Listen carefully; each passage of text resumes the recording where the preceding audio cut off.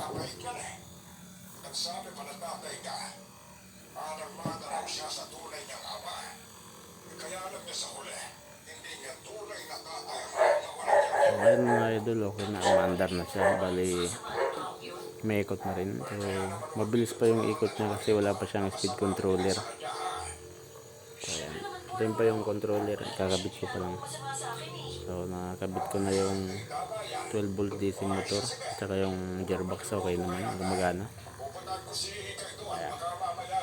So yung tanso na yan na coil ng dating electric pan, wala na yan. So design na lang yun dyan.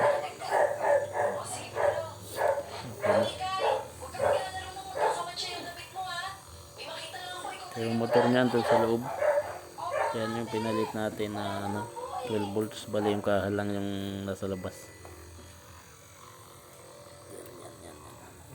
Dahil nakuha ko na ang sagot niya ngayon, ay alam kong mag-iingat na siya.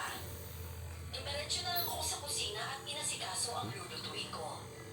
Pagkatapos kong magluto, agad akong kumuha ng parte para sa lalaki. Paglabas ko habang dala ang ulam ay sinalubong ako ni Lolo at inabot sa akin ng isang So kahoy ayun na mga idol, ginawa ganyan ng lang siya kahoy. kadali. So matihaya pa kasi siya. Papa, ibigay mo ito sa kanya. Para ngayon magamit naman siyang alalay sa sarili niya.